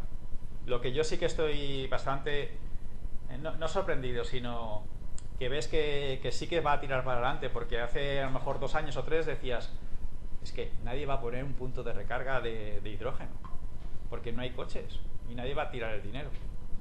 Pero ahora que ya ves que se están metiendo la industria, un poco obligada, porque le han dicho, bueno, tú para producir tu producto emites tanto CO2, hoy por cada tonelada de CO2 pagas 2, me lo estoy inventando, pero de aquí a unos años vas a pagar 10. ¿Por qué? Porque quiero que dejes de emitir CO2. Entonces, ¿qué están haciendo? Hay que hacer hidrógeno verde, porque tengo que dejar de emitir CO2. Entonces, eso que está forzando a que realmente haya una generación de hidrógeno verde es lo que va a facilitar que empiecen a llegar más vehículos eléctricos de hidrógeno. Y ahora son con ayudas, pero llegará un momento en que vean que hay un negocio detrás y que no hace falta la ayuda, y dejará de haber ayudas estatales. Pero va a tardar más de lo que creemos, porque estos proyectos son incipientes, Es como lo de la planta de baterías de Sagunto. Aparte de que es un proyecto grandísimo, todavía no han puesto una piedra. Y mira que hace años que ya hablan de ella. En principio se empieza a hacer este año. Pero lo que han hecho hasta ahora simplemente es llevar el tren. Es que uno de los compromisos es que fuera ecológica incluso la construcción. Y entonces, para que sea ecológico, en lugar de que vayan 200.000 camiones cada día, pues llevan trenes. Entonces, toda la construcción, todo el transporte de materiales es a través de tren. Está bien. Tengo una pregunta. Has dicho que lo que tú ves muy viable el tema de la combustión por amoníaco. ¿Combustión no? Bueno, veo ¿Pila como combustión? pila de combustible a partir de amoníaco. Es decir, tú puedes coger el amoníaco y en un proceso de reformado sacar el hidrógeno y quedarte con el nitrógeno. El nitrógeno, como no contamina, mientras no haya temperatura y oxígeno, el nitrógeno no contamina. ¿Y ese proceso no se puede hacer con el agua? Sí, y obtenemos hidrógeno. Y Pero el agua ya es el mínimo de energía, ya no genera energía.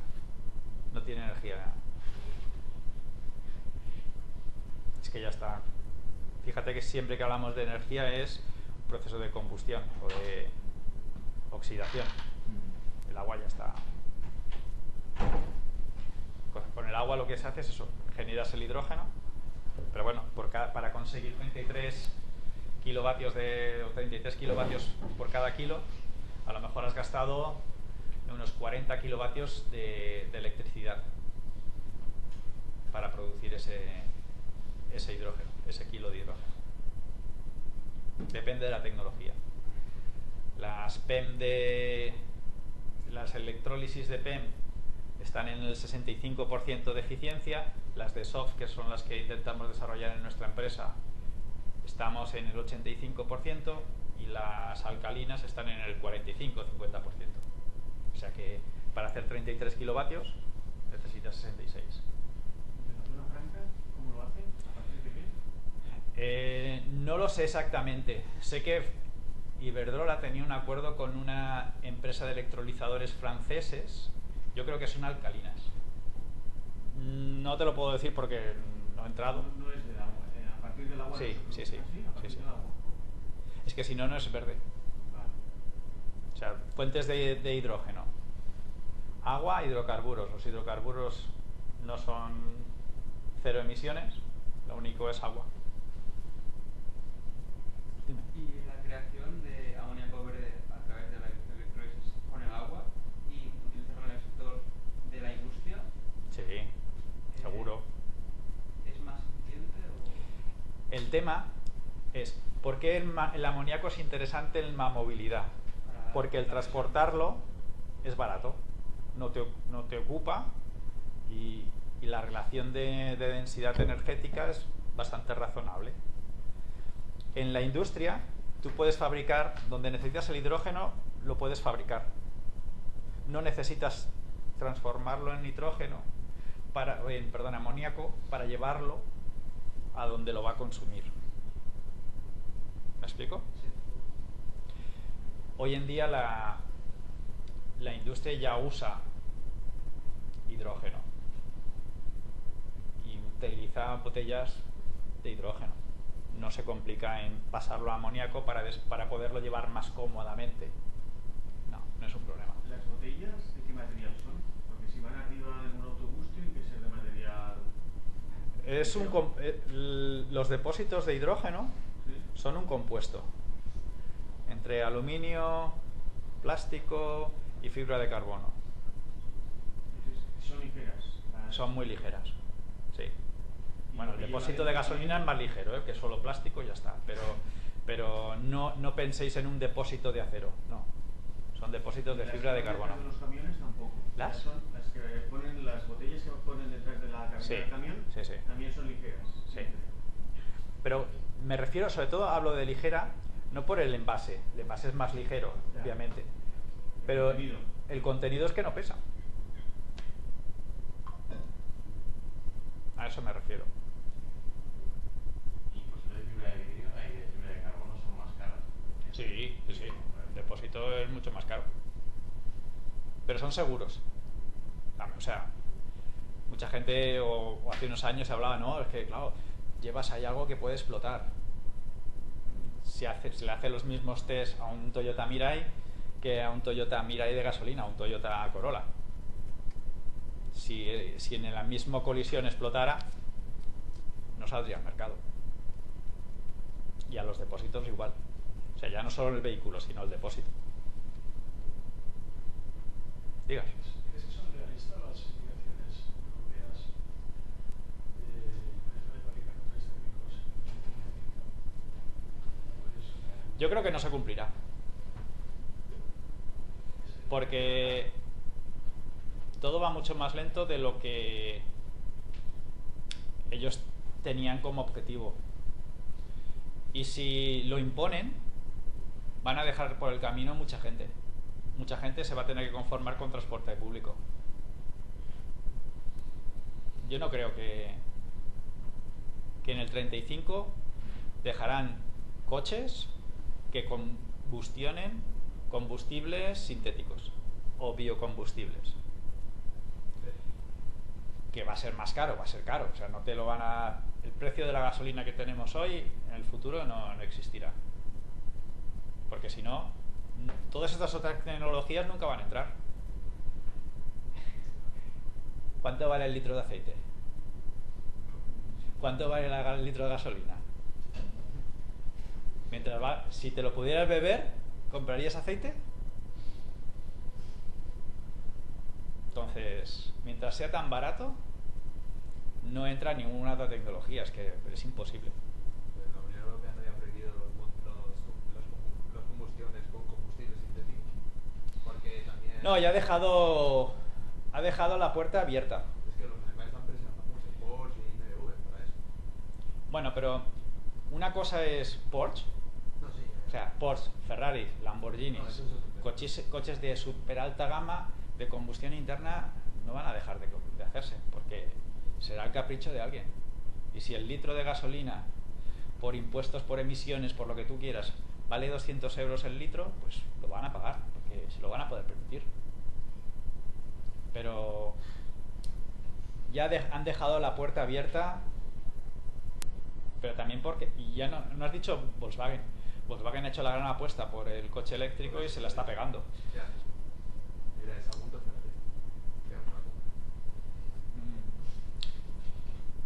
Bueno, la están haciendo, eso sí. Sí, no. O al menos de momento el Estado y la Generalitat de Valencia están metiendo el dinero. Pero me estás sorprendiendo que no surge. Claro, por lo que te digo. Esperaban que se vendieran muchos y en España se vende un 5% de coches eléctricos. Has dicho lo que era más necesario, digamos, para cada vehículo, pero no he hablado de los aviones, por ejemplo, o de coches, o sea, así vas a ver. Los aviones ya están hablando todo el mundo. No te digo que una avioneta pequeña, prototipo, no sé qué, recorrido muy corto, lo hagan eléctrico. Pero el avión comercial va a ser combustible sintético. Sí. Combustible sintético que parta de biomasa o que parta de captura de CO2, pero va a ser combustible, seguro. ¿Y por qué no usan el hidrógeno? Por el problema de espacio. El hidrógeno lo van a usar para hacer ese combustible. Pero es que Pero tiene mucho volumen. O sea, el volumen es el problema. en un avión... Bueno, coger volumen en un avión, pues toca más aerodinámica. El tema es No, un problema... O sea, si ya el combustible hoy en día los ponen en las alas porque el resto lo quieren aprovechar, no cabe. Que hay aviones, si buscas en internet aviones de hidrógeno, saldrá. Pero una cosa es que sea un prototipo y lo estudien y trabajen, y otra cosa es que hagan un Boeing 787 de hidrógeno, no creo. Va a ser de combustibles sintéticos. Porque además cuando estudian las reservas de combustibles fósiles en que utilizarlos, dicen no, para hacer plásticos, hacer para valor añadido y para la aviación.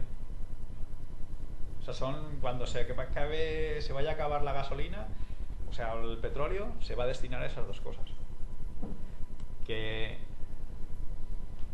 como decían, de la edad de piedra se acabó antes de que se acabaran las piedras, pues la edad del petróleo se acabará antes de que se acabe el petróleo.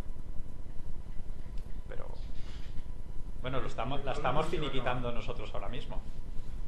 Todo esto que estamos haciendo de eliminar la combustión de CO2 o la generación de CO2 es acabar con el consumo de petróleo. O sea que se va a alargar la vida del petróleo debido a que vamos a consumir menos. Sí, yo creo que sí. O sea que no veremos el fin del petróleo, o sea... Mad Max no. Ojo. Yo creo que no. Quizá lo que más se parezca de Mad Max en el futuro sea eso que son todo desiertos, pues a lo mejor. Dime. Y el cómo retener el hidrógeno, ya que es una molécula muy pequeña que se escapa por los materiales, se está intentando desenvolver o desarrollar tanques que aguanten más tiempo el hidrógeno dentro. Es cierto que hay fugas y que en los depósitos no son 100% estancos y tú dejas allí tu depósito de hidrógeno y va perdiendo. Eso, y cuanto más presión lo metas, pues más fácil se perderá. Pero hay coste. Entonces, mira, para quitar ese 1% que tengo de pérdida, el sobrecoste de desarrollo no lo pagas. Yo lo que no había pensado, la presión a la cual está y la presión de uso en un motor, no hay ese cambio de presión, no genera temperatura, o sea, o baja temperatura. Sí. Y eso en el coche no se aprovecha para nada. O en el vehículo, o en... Porque ahí lo que se genera es temperatura baja por el de presión. Sí, Son 700 todo lo que es bajar presión, normalmente todos los gases supone Y la tubería se un tiene que enfriamiento. congelar. Sí. No sé exactamente cómo lo soluciona Toyota, pero seguro que tienen intercambiadores de calor para evitar eso, para evitar que haya congelación. Pero cuando tú comprimes el hidrógeno, sube la presión al comprimir el material y tienes que enfriarlo a muy baja temperatura para mantenerlo No, se mantiene a temperatura No, se calienta. O sea, cuando tú subes la presión, Ya, pero se no, te calienta. El mantenimiento Pero es a temperatura ambiente. sí. Y luego cuando tú lo quieres usar, le bajas la presión y entonces se enfría. O sea, por el hecho de despresurizar, se genera frío. Absorbe calor y genera frío. Es un proceso endotérmico. Las hidrogeneras, para subir a 350 bares o 700 bares, tienen varias etapas para evitar eso, el sobrecalentamiento. ¿Y a qué temperatura se mantienen a 350? No te sé decir exactamente qué temperatura llegan a alcanzar los 350, pero supongo que con el tiempo está a temperatura ambiente. O sea, es que se calienta, seguro, pero después baja. Hay gente que estudia que el transporte de hidrógeno sea licuado, pero hay que llegar a 250 grados bajo cero, una cosa así, que dices, si ya es caro presurizar a 700 bares, licuar el hidrógeno, que vale, que tendremos una densidad, y aparte que yo lo había puesto por aquí, si estábamos en 0,75 a 350 bares, en el caso de licuar estamos en 2,6, está mucho mejor, pero sigue siendo poco. Y el consumo energético que tiene, dices, esto es la ruina. Para hacer 1 kilovatio, gastarte 3, es ruinoso.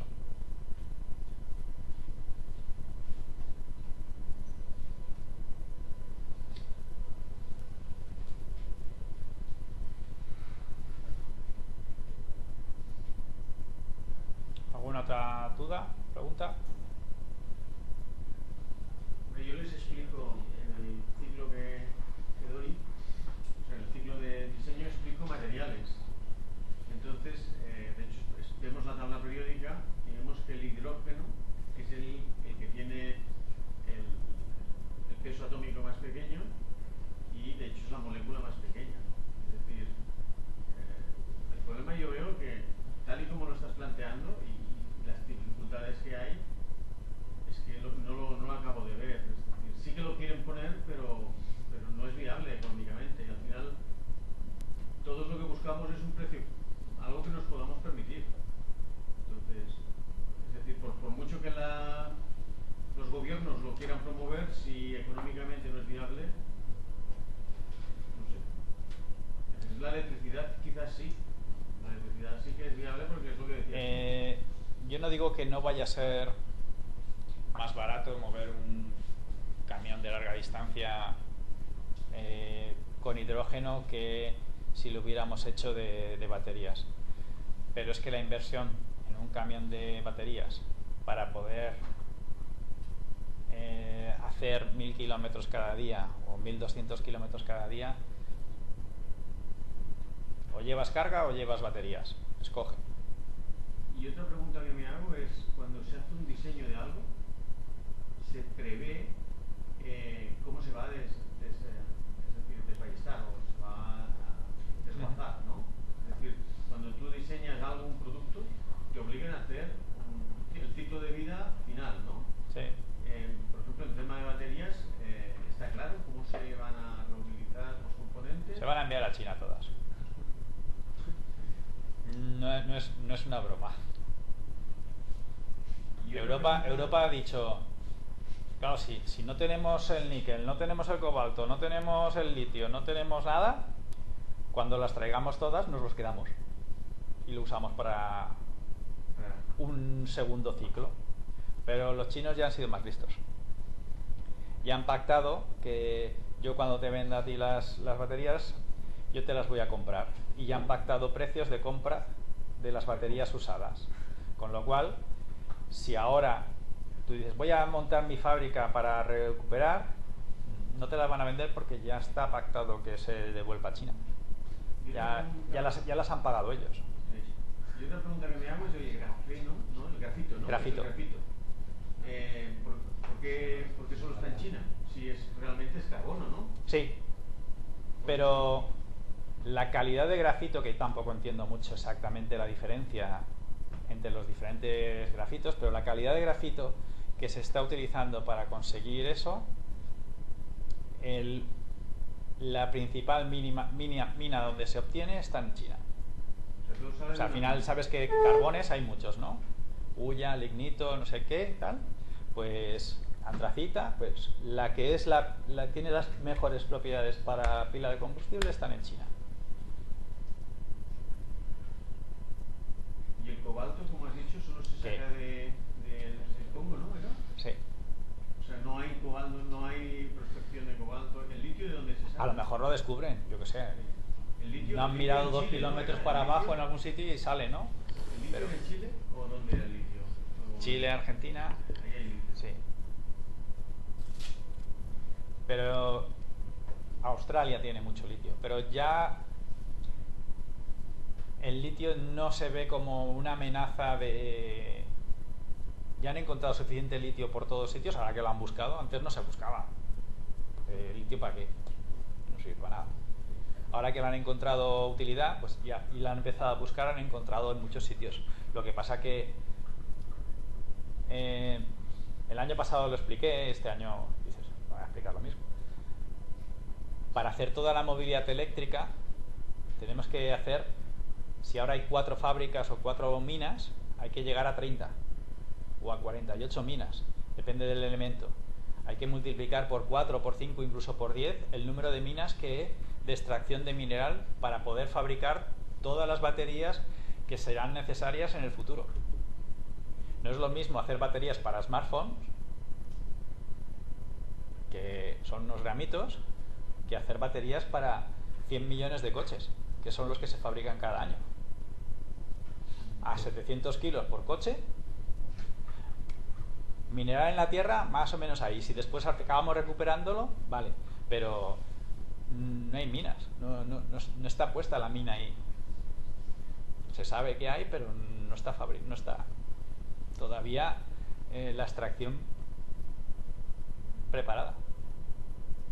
Y aparte de lo complicado que es la situación que tienen con las minas y los recursos, son muy caros, pesan y la energía y el coste por kilovatio es muy baja. Encima de que el suministro de corriente eléctrica no está preparado, ¿no? Para que todo el mundo tenga vehículos de motor eléctrica. Eso hasta que hablas con Iberdrola, con Endesa, entonces ellos te dicen que no hay ningún problema. Tú quieres puntos de luz, yo te los pongo. ¿Que son mentirosos? Puede ser.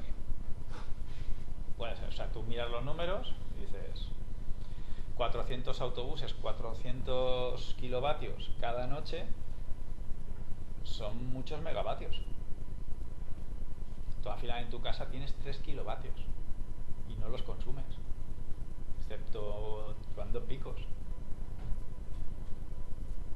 Entonces, pero los coches consumen muchos kilovatios si son recargas rápidas o si son para autobuses. No hay otro remedio. Y otra pregunta que me hago es, el motor de hidrógeno, si falla el hidrógeno, es decir, se puede, por ejemplo, hay bifuel, ¿no? Es decir, un coche que va con gas y con gasolina. En este caso no hay más posibilidad que si es hidrógeno, si es pila de combustible es electricidad, ¿no? Pero si es el Mirai que lo que quema hidrógeno... Si te falla la bomba de la gasolina, se te queda el coche en el sitio. Pues si falla algún elemento en el coche de pila de combustible... Que él se dedica a recoger las furgonetas que están sin... Cuando él... ¿Qué haces tú? Se queda una furgoneta sin electricidad y se queda totalmente parada. Y no hay manera de... Es decir, él o quien sea propietario de un vehículo eléctrico se queda el vehículo sin electricidad y no hay manera de cargarlo en la grúa. Se quedan bloqueadas, no Sí, puede sí. quitar el freno a mano eléctrico, no puede quitar nada. Claro. Pero hay dos... En los coches eléctricos hay dos baterías. Sí, la pequeñita, La normal la de autonomía, o sea, la de comando, que es 12 voltios, y la que te da la potencia. Entonces, si se te queda la de 12 voltios seca, estás muerto. Ya lo sé. Si están fallando últimamente. Pero eso también te pasa con el coche de combustión hoy en día. O sea, dale al botón de Start Stop, como no haya batería.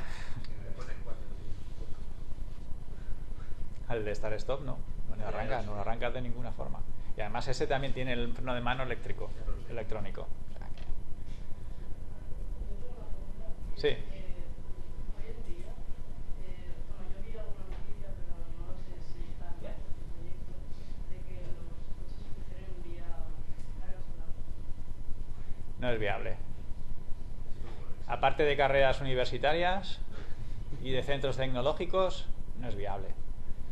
Porque hoy en día, aunque la eficiencia de una placa solar se acercara al 1, que está muy lejos del 1, necesitas mucha más superficie de la que te da un coche como para tener todos esos kilovatios que necesita para moverse.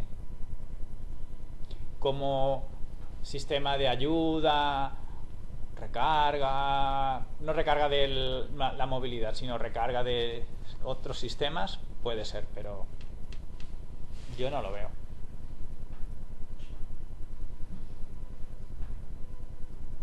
Pensar que 3 kilovatios,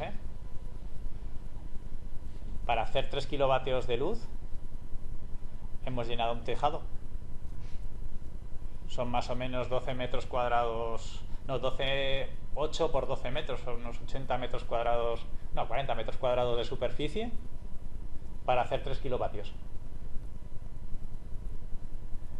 Y como se nuble un poco, no te da 3 kilovatios.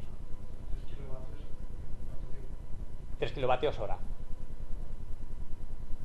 Es decir, un coche que consume para hacer 100 kilómetros 20 kilovatios hora y tú durante una hora solo le vas a dar 3 kilovatios, es como una recarga lenta. La teoría se ponen todas las placas solares y los utilizamos. Sí. Eso sí. Yo creo que sí. Pero es que hay mucha luz, es como ya tú vas a un centro urbano. El problema será, o sea, realmente cubrir toda España. Dices, por sitio hay. El sol es lo que mantiene la vida en la Tierra y es la fuente de energía. Y si queremos ser limpios, o sea, ser ecológicos, o será la planta la que está captando esta energía solar, que después nosotros lo utilizamos para convertirla en un biocombustible, o seremos nosotros los que captemos esa energía del sol con placas fotovoltaicas, pero es la única fuente de energía realmente que puede vivir en el tiempo. Los molinos y todo eso son un derivado de la energía solar. Entonces, ¿tú crees que el futuro al final es usar cada tecnología en los sitios que necesitamos? Es decir, por ejemplo, en ciudades, más viable la electrificación, cogemos coches eléctricos en ciudades. Para viajes largos, hidrógeno, pilas de hidrógeno, lo que sea, aviación, combustibles sintéticos, Sí. es que se va a diversificar, no es Sí. ahora que es todo combustible. Hoy, aunque todo el mundo digamos que utilizamos combustibles fósiles, que es la verdad, los camiones van con gasoil, los coches con gasolina, los aviones con otro tipo de combustible. O sea, ya estamos diferenciando, segmentando en función de la utilidad que le damos. Hemos optimizado un tipo de motor con un tipo de combustión. Pues ahora vamos a ser un poco más diversos en la tecnología y no van a ser tan parecidas, pero vamos a usar cada uno combustibles diferentes. Las tecnologías, no comentó nada de los híbridos. No sé si los híbridos ya... Que lo expliqué el año pasado.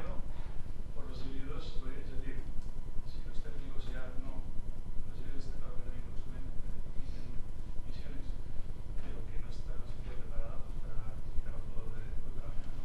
Y la tecnología híbrida no se podría desarrollar un poquito más El 50% del loco ya está. Pequeñas cosas. No, de hecho está evolucionando. Lo que pasa es que yo le veo poco recorrido. Porque se va a topar con... Oye, tiene que ser eléctrico el coche. Y estamos diciendo de que, bueno, que dejaremos que haya coches de combustible con biocombustible. Pero yo no he dicho que un coche de combustión interna no lleve un KERS y no lleve una pila, una batería que le permita ser más eficiente. Seguro que la lleva. Los primeros coches híbridos enchufables, o los primeros híbridos, era una batería, los Toyota, una batería pequeña, con muy poca capacidad. Han ido evolucionando. Ahora tenemos ya que son enchufables, de hace unos cuantos años. Los primeros eran de 30 kilómetros, 45, 50, ahora ya tenemos híbridos de 90 kilómetros. Pero que progresen mucho más, al final dirás, ya es un coche eléctrico, o sea, al final tengo que poner tantos kilos de batería, ya no me sale a cuenta. Y se van a topar con el precio. Meter ahí tanto motor, eso cuesta dinero. Entonces, si ahora te tuvieras que comprar un coche, ¿de qué combustible te gustaría? Yo lo tengo híbrido. Pero... No, es cierto. Y yo me lo volvería a comprar híbrido de 90 kilómetros. Porque el hándicap que tiene el mío, que es de 45, es que tengo que estar todo el día buscando un cargador. Si muevo poco, cargo en casa. Y si vas a un sitio donde puedes cargar y vas a estar muchas horas, pues perfecto. Pero como empalmes muchos trayectos, aunque sean cortos, tienes que acabar yendo en gasolina. Y no porque cueste más, sino porque dices, ya no soy tan ecológico. A la pregunta, una cosa lo que tenga yo, cada uno tiene que ver para qué lo va a usar. Si va a hacer si durante un día, su día a día, va y vuelve a su casa, tiene un sitio donde poder poner un enchufe, cargar, y va a hacer menos de 200 kilómetros o 250, que se compre un coche eléctrico. Porque lo va a amortizar ese sobrecoste inicial, haciendo 250 kilómetros cada día y pudiendo recargar en casa con tarifa nocturna, o si puede ponerse placas solares, baterías y recargar con su propia luz, le va a salir a cuenta. El que no tenga dónde cargar de ningún tipo, que compre un coche o de estos de light electrificación o mild electrification de estos, o de gasolina, que no se gaste el dinero. Y si va a hacer pocos kilómetros, que tampoco se gaste el dinero coche de gasolina. Y si hace muy pocos, a lo mejor le sale a cuenta alquilarlo. Si solo lo vas a usar una vez a la semana, ¿para qué quieres gastarte el dinero en un coche que está todo el día aparcado en la calle? No sé, que lo piense. Cuando hablan de cambios en el comportamiento, se habla del car sharing, ¿no? Car sharing, o lo que es alquilar coches. Algo que sea más sencillo que lo que es hoy en día.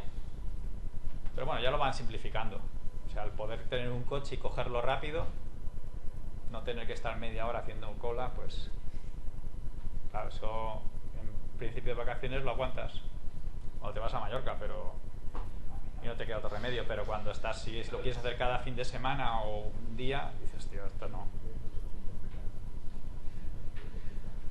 ¿Y las placas solares se pueden juntar con la microcerámica y hacer alguna cerámica que sea compatible? ¿O no? Las placas solares con la vitrocerámica, con la microcerámica.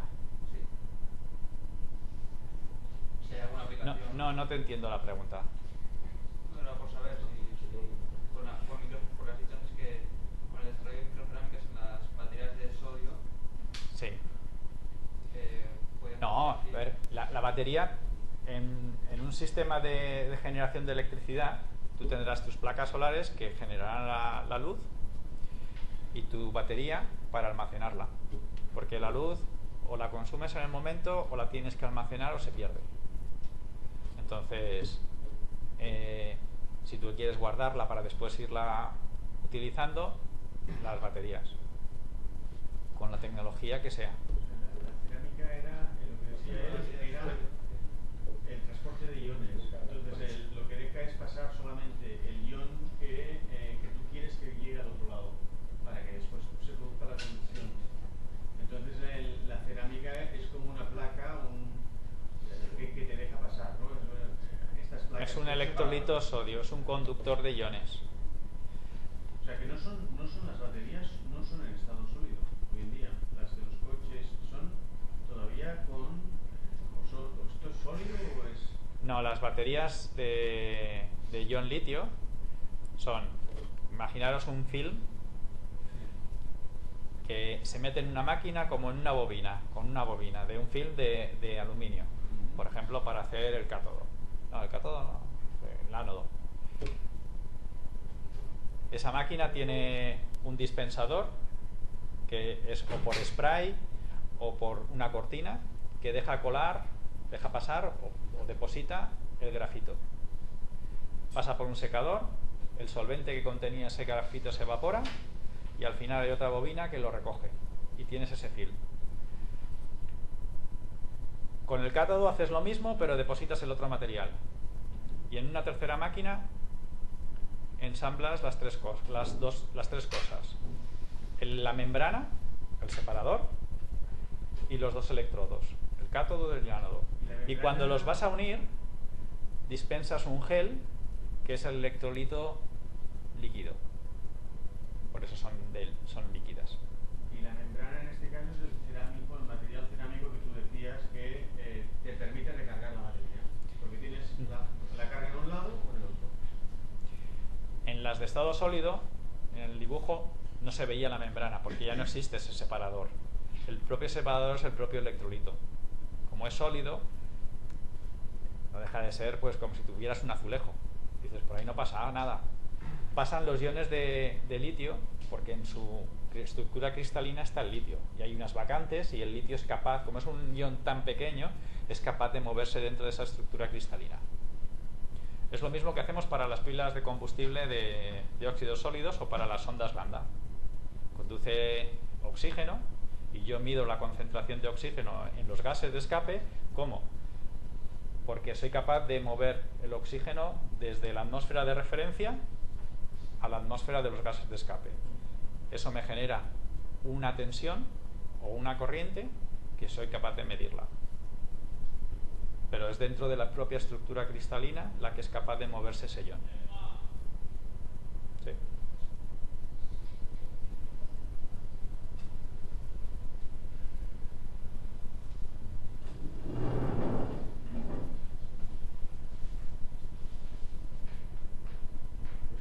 ¿Hay más preguntas? Nada, tenemos que agradecer otro año más. No sabemos si lo podemos mantener muchos años. Porque se le están acabando los temas también, ¿no? Las canas, sí.